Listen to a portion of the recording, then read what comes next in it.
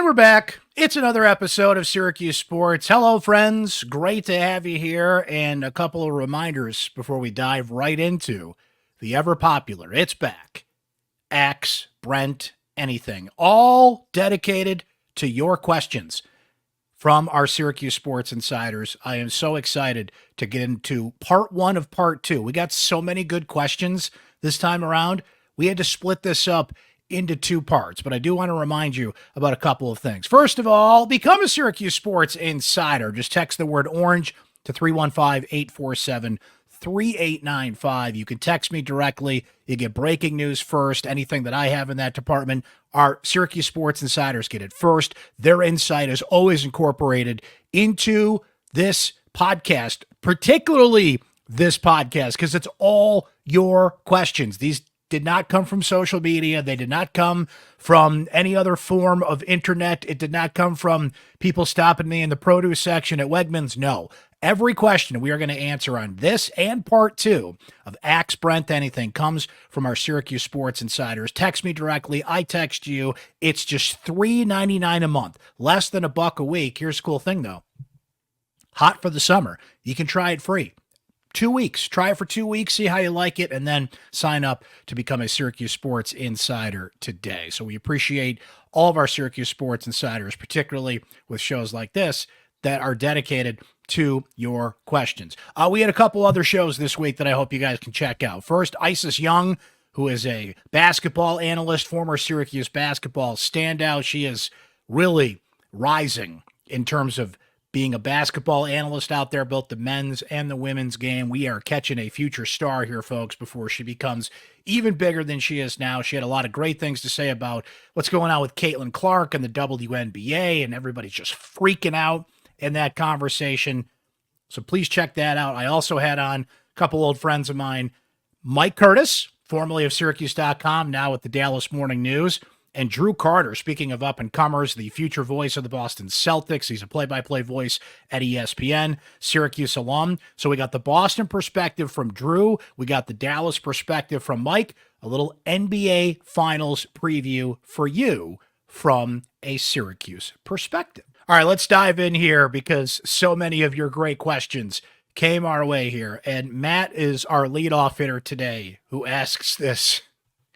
Is Brent Axe your real name? Yes, Matt, I can verify. I got asked this a lot when I was in radio, when I call and, leave your name for restaurants and ordering pizza. And, when you got to leave your name, like doctor's appointments, things like that, they're like, Axe? Is that your real name? It is. It's actually my real name. Didn't come up with it for a stage name, if you will. But people always say, oh, that's a great stage name. And I'm like, yeah, I was born with it, right? A lot of people, because my nickname is Axeman, they also assume that I play the guitar. I own a guitar. I started to play the guitar. It's currently in my basement collecting dust. I should get back into that. So yes, even with the name, I'm not a true Axeman quite yet, because I do not play the guitar, although I should learn to do that. So yes, Matt, I can verify that is my real name. Would you like my social security number too? I don't think I'm going to give you that. From Kate, we're going to mix this up, guys. It's going to be sports and kind of philosophy questions like this one. If you could live anywhere in the world, where would you live? All right, listen, I'm not making this up just for the sake of the name of this podcast. I'm not trying to pull the wool over your eyes here. I mean this. I've been to a lot of places. I've been all over the country. I've been out of the country. And while Jim Boeheim and I don't see eye to eye on a lot of things these days, we are dead even on this. If I could live anywhere in the world, I would live in Syracuse, New York. And I know that sounds crazy, but I love it here. My family is here. I love the weather, as we're going to get into as the questions come along. Not a huge fan of summer, but I love that we get the 4 seasons here. I love the people. I love the food. I love that this community is, you're 4 hours from New York City. You're 5 hours from Boston. Toronto is nearby. Cleveland, Pittsburgh, Philly. Like if you want to go to a major sporting event professionally, concerts, whatever the case may be, it's all within driving distance. Everything about Central New York, just having grown up here and been other places. Now, I haven't worked anywhere else. I haven't worked in another market per se, so maybe I'm a little bit of a homebody here, but Jim Boeheim famously said that once, right? When he was interviewed, and they were all him and his wife and Rick Pitino, and they were on their honeymoon, and they're kind of, I don't know if they were on their honeymoon, but they were on the beach, right? Jim Boeheim recruited Rick Pitino on Pitino's honeymoon. That's what I'm thinking of. But they're all on a vacation and they're lying on the beach, and somebody asked that very question, and Boeheim was like, Syracuse. Now, his answer was because for 6 months out of the year, it's basketball season, and the rest of the time, the weather is beautiful. But yeah, he nailed it. Those 2 seasons now are basketball and construction. There are certain things about Central New York that I roll my eyes at as much as anybody does, but I can do that because I live here and it's part of me. But I'm just kind of at the point where I'm like, yeah, I'm good where I'm at. So I know it's not anything exotic, or maybe that's not the answer you were expecting, Kate, but I'm kind of good where I am. From Frank, it's your all-time favorite Syracuse athlete. Now, I've been fortunate to, as we were just saying, have grown up here and have been in the media for, about 25 years now, believe it or not, because I started pretty young in the media world. So I've had the great fortune to watch and cover a number of great athletes. And if I start naming them all here, we'll be here till next week, right? But if you're asking me who my favorite is, it's a very easy answer, and that's Pearl Washington. Pearl Washington coming along when I was young. Okay, so I'm going to date myself a little bit here, but we're talking, early 1980s, the rise of the Dome, the rise of the Big East, and Pearl came along at a time when I was really starting to understand sports. Okay, I wasn't going to games just because it was fun. No, cool, my dad will buy me some popcorn, and, like the thing, why you go to sporting events when you're a kid, right? When I was starting to come of age, and I would go to sporting events to watch the sports and would understand what was going on out there, right? That's when Pearl came along. I have never seen a more exciting athlete than Pearl Washington. And through the years, God rest his soul, but through the years, I had the opportunity to hang with Pearl a few times, to interview Pearl Washington, just see him in social situations. And I got to know him a little bit. And that kind of added to the mystique and the lore of it. But if we're just talking strictly my favorite athlete I've ever watched at Syracuse, and I would put him up there amongst anything, there was nothing like Pearl Washington. I mean, the excitement he brought to the table. And again, it corresponds with the rise of the Dome filling in the Big East and that time, and you kind of associated somebody. Actually, that somebody was me. I posted a picture on Instagram recently, and it was Pearl and Michael Jordan, right? Michael Jordan comes to the Dome with North Carolina, Pearl Washington, and it was just, I should have put it up here on the screen. So it's this picture of Pearl, Jordan, and the blue curtain, right? The old blue curtain at the Dome. And I'm like, you can't get a better vintage shot than that. And I'm like, what do I miss more, Pearl, Jordan, or the blue curtain itself? And I just thought of that, and just that feeling that you capture, right? I think typically a lot of people will answer this question, who's your favorite? It's going to come somewhere in that range when you're like 6 to 11 years old and you're learning about sports, and, you pick that favorite and you stick with it. And quite often, that's why you still root for the team that you root now. Like if it's like Mickey Mantle as a kid, you like the Yankees, or you like Michael Jordan, you still like the Bulls. If players move around a lot more now, so LeBron James doesn't necessarily correlate with like a team, but maybe he's still your favorite and you follow him. So that's my long-winded way, Frank, of saying Pearl Washington.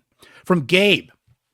Says, Brent, if you could go to any road game, football or basketball next season, which game would it be and why? Gabe, I have talked about this on the podcast. There's a lot of great road trips on both schedules, but there's an easy answer to that. And I will answer it with 3 words. Vegas, baby, Vegas, right? Now, I will say this. Syracuse football is also going to Cal next year. That's a great trip.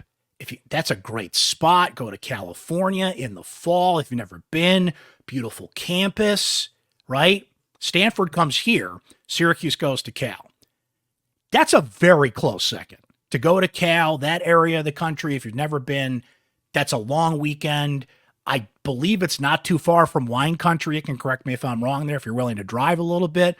That's a very close second. But if you're telling me that Syracuse is playing a football game in Vegas and they're playing in the Death Star where the Raiders play, I mean, everybody is making that the destination next year. And I don't go on the road that often these days, but I am going on that road trip. I am going to Vegas and cannot wait. From Jack, this is Brent. Who are the four teams the ACC should have in the wings when Clemson, FSU, UNC, and UVA all travel elsewhere?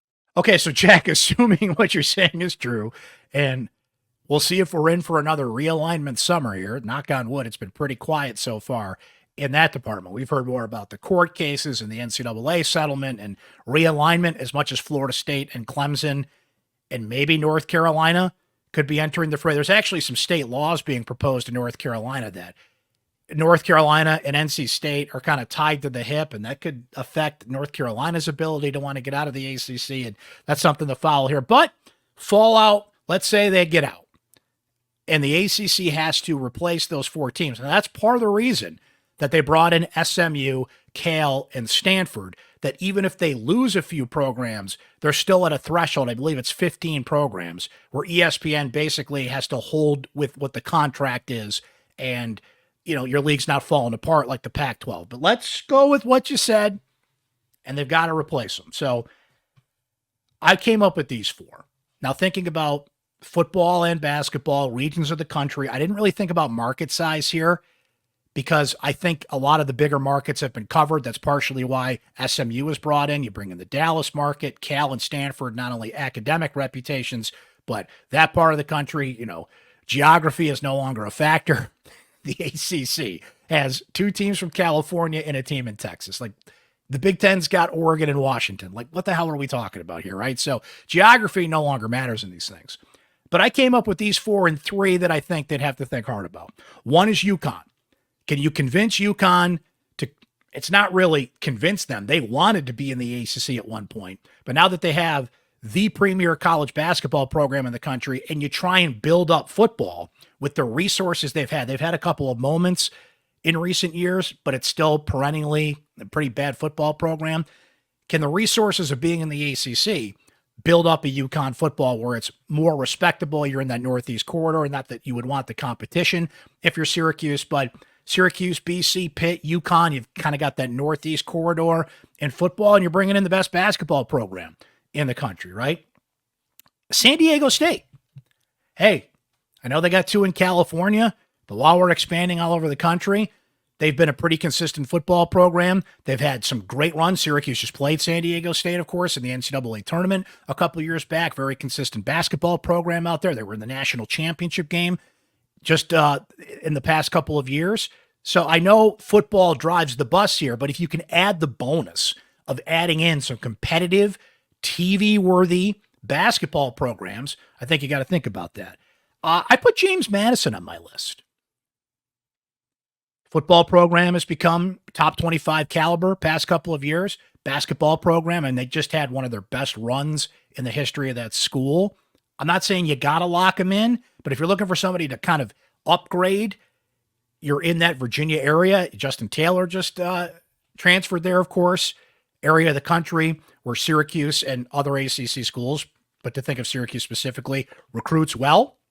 It would create competition there. But if you're trying to up the league and up the competitiveness of the league, I thought about them. Memphis, I think it's something you got to think about. That's become kind of a launch program for a lot of coaches recently. Good market size. Tennessee, a lot of people have, mostly Nashville, of course, but have moved to Tennessee in the last 10 to 15 years. Untapped market, and you're hitting all points of the country, which is kind of what you're doing at this point. And I think you got to think about these three. Try and poach South Florida. ECU has always come up in these conversations. East Carolina, shout out to my guy Dominic, who lives down there, talks about his Pirates a lot. And do you try and get Temple? Do you try and bring back Temple, kind of mini Big East reunion, get that Philadelphia market to appease? I know the television markets aren't as important these days, but you still have a network. You still have television ratings and television money. And can you try and at least say, hey, look, we got the Philadelphia market here? I probably forgot a few. You guys will hit me on the texts and the emails and let me know the ones that I missed. But that was kind of the short list I came up with there, and a great question from Jack.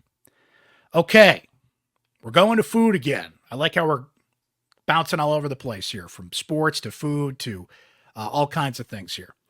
Johnny Z just wanted my top 5 pizza and top 5 wings here in Central New York. So I'm going to leave some people off the list. They're going to get mad at me.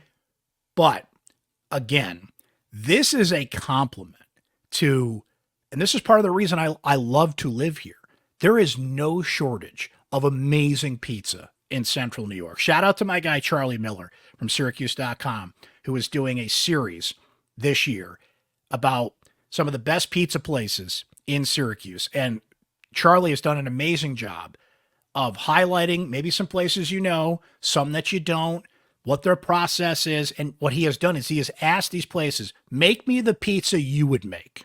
What's your, not your best pizza, not your best seller. He's going to the people that own these places. Like, you're hungry, you're making a pizza. What's the one that you make? And the way he's been reviewing it and kind of highlighting some of these pizzas and pizza places, frankly, I've lived here my whole life. I didn't even know we're out there. He did one the other day about a pizza that comes out of a gas station, and it's actually really good. So trust me, this is a compliment to the vast amount of amazing pizza you can find in Central New York. And I'm going to put chicken wings on that list as well. So this stuff tends to be regional, right? It tends to be, well, where do you live? Like, I'm not going to drive a half hour across town to get a pizza on a Friday night. So you're going to kind of go where you live. And like anybody else, I kind of have some regular places that I go. So trust me, there's bias in this. There's regional bias in this. I'm going to leave out so many names here, and I'm going to get the texts and I'm going to get the tweets, and that's fine because I love to talk about this stuff. But you asked, what are my top 5? So I'm going to give them to you. All right. Pizza. The Champ, unquestioned, and I'm glad I live within driving distance to go there and don't have to go far, although I would if I had to. Mario and Salvo's. Mario and Salvo's, shout out to Gus and the crew there. They are incredible. It is consistent. It is delicious. It is amazing. I don't get anything fancy. It's just the straight cheese is incredible. I'll get a buffalo chicken wing once in a while. Charlie Miller, by the way, hates when people get buffalo wing pizza. I completely disagree with that, but that's a whole different topic for a different day. Mario and Salvo's, every Friday and Saturday, line out the door, busy. It's one of the places Dave Portnoy reviewed when he came here and did his pizza reviews. The king, the absolute king. And I, as much as I frequent other places, they're the king. So shout out to them. Others, Pavone's. Charlie just reviewed Pavone's. And the compliment that Charlie had for Pavone's is it tastes the same now as it did 10, 20, 30 years ago when you remembered it. That is a compliment to them. The consistency.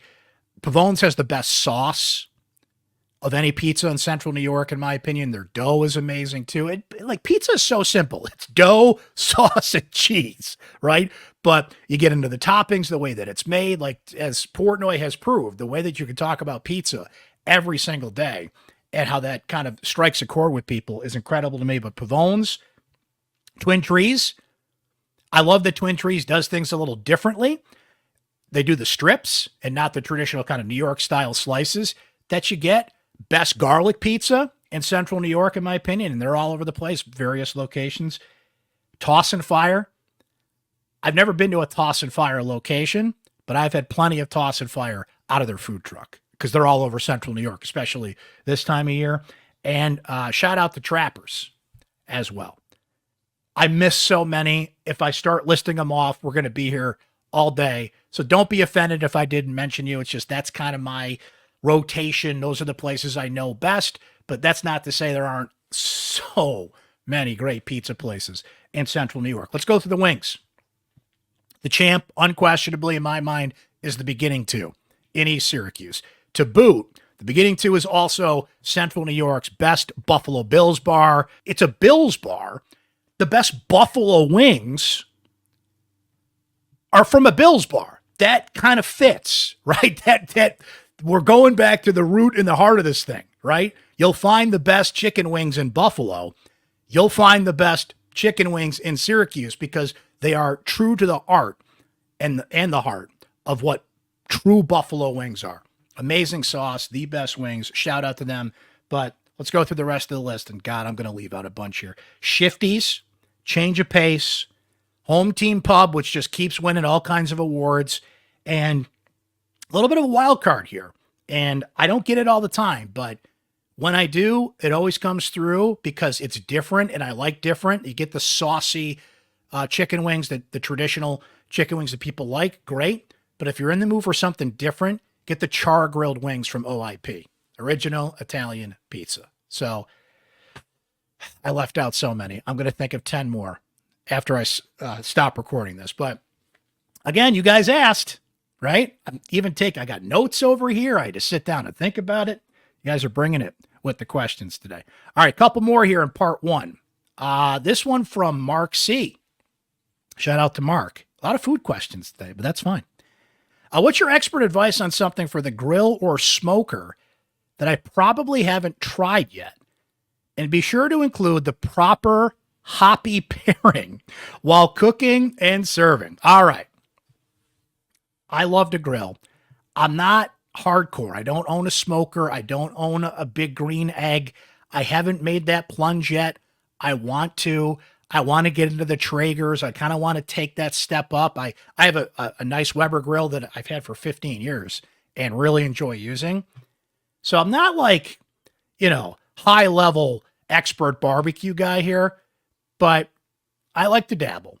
And I think something that's like everybody makes ribs, everybody makes brisket, everybody makes, the things you think of, pulled pork and everything that a barbecue guy would make. Beer can chicken. So Mark, if you had made a beer can chicken before, sorry if I'm disappointing you with that answer. You might be like, oh, come on, everybody does that. But you can't go wrong with a beer can chicken. I mean, literal beer can. Like I have an actual, it's kind of a little stand that I can put a beer can, that serves as a beer can chicken, and I can pour the beer in there and put the trimmings and everything around it. But I'm talking literally you asked for the beer pairing, right? So crack open, and my recommendation goes with everything. Shout out to Willow Rock, great local brewery here in central New York. And again, I'm going to miss out on a lot of great breweries around here. Heritage Hill, and God, if I start naming them, we're going to be just naming breweries all day, right? But take a Breakout or Congress from Willow Rock, take a few sips out of it, but leave enough. Season your chicken, and everybody's got their own spice rubs and their seasoning, whatever your favorite seasoning is, right? Shove that bird on top of the can, right?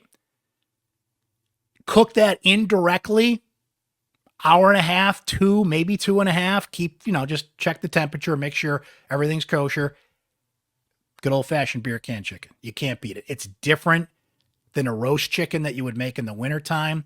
The seasoning, the barbecue, the sense of cooking something outside. That would be amazing in a smoker as well. I just make it in my Weber grill and, use indirect cooking to do that. But in a smoker, or if you've got like a Traeger or a big green egg or something, hardcore, beer can chicken, man. Can't go wrong. So Madden Cuse asks, I just bought my first OLED after being a QLED guy for the last 5 years.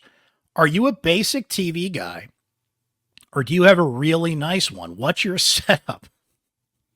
Madden Cuse, I'm as basic as it gets. I didn't even know how big my TV was. Before I recorded this, I had to go measure it. 42 inches.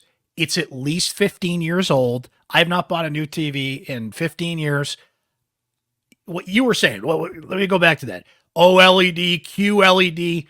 I don't need the bells and whistles. Maybe it's time to get a new one because the remote doesn't even work anymore. Like if I want to turn up the volume, I literally have to do it on the TV these days. But I've just never been a huge bells and whistles guy with that stuff. If I have to watch multiple games, I'll just pull it up on my phone or my iPad or my laptop, right? Sometimes you kind of have to have the two screens going.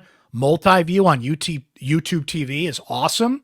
So I got a really lame setup. Like I was going to take a picture of it and show you guys, but it's just a TV on a TV stand. I don't have a man cave.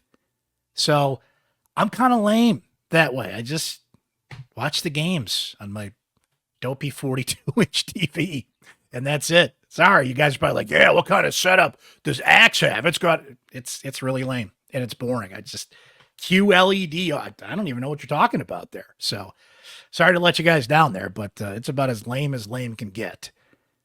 Now you got me thinking, though. I'm going to have to talk the wife into getting a new TV. We actually do need one. Like it's literally been probably 15 years since I bought a television. So there you go. Okay, one last one for part one of this Axe Brent Anything episode. And it comes from Brian A., who says, Brent, I've always wanted to know, what were your initial thoughts when the radio gig went away? What were your concerns as a provider and as someone who has a name in the town? Who did you confide in? Woo! To quote Marty McFly there, Brian, that we're getting heavy now, right? To end this episode of the pod. But some good questions and some fair questions as well. So let me go through these. My initial thoughts, right? I've talked about this before. I've had some pretty pointed opinions about this before, so I don't want to rehash all of that. But my initial thoughts were, I was disappointed, but I also knew what I was getting into, right? Because that kind of leads into your second question. What were your concerns as a provider? Look, thankfully, radio was my side gig. I knew what I was getting into. I knew what the business was, having been in it for so long. And thankfully, it wasn't my main source of employment. I mean, certainly I did take a little bit of a hit financially when that all went down. But from the minute I signed up to come back on the radio, at this point, this was 2014, I knew who I was working for, what I was working for, and what the situation was. And I was always in the back of my mind prepared that it could go away because I'd just seen so many of my colleagues that have gone through it. There's a lot of media layoffs going on in general. But I was just kind of disappointed in the way that it went down, the reasoning that was given, the whole thing about being too negative and all that. But that leads to your next questions here, right? Who did you confide in?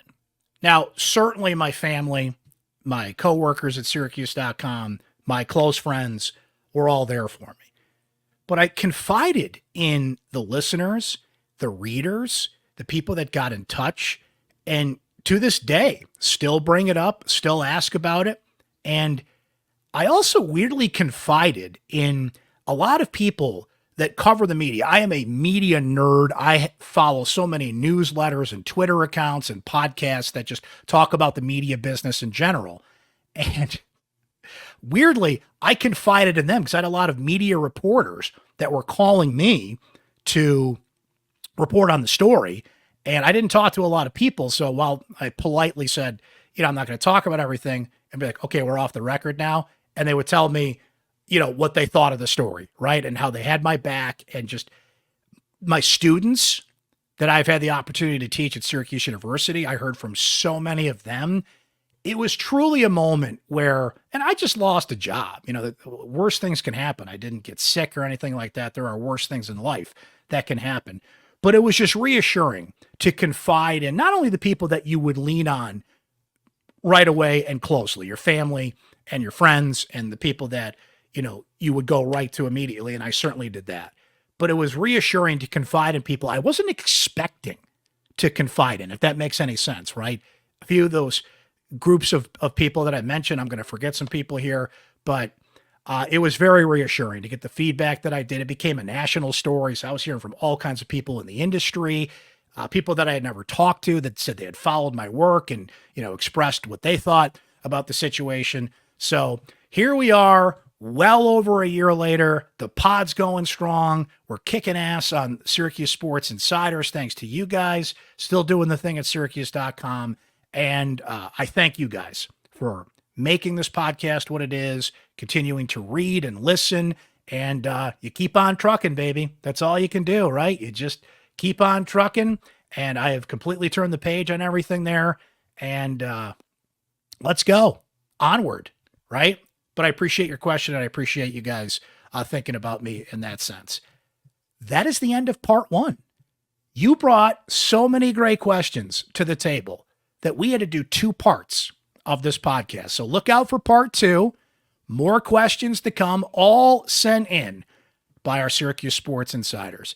You should become a Syracuse Sports Insider today by texting 315-847-3895. Try it free for 2 weeks. Breaking news first. My opinions first. You can text me. It doesn't even have to be an Axe Brent Anything episode. You can just ask me whatever you want, whenever you want. That is the benefit of being a Syracuse Sports Insider. Just $3.99 a month. Try it free for 2 weeks, and that's how you sign up. See it right there on your screen. Text the word orange to 315-847-3895. That's part one. Look out for part two, guys. We'll talk to you then. And thanks for listening as always.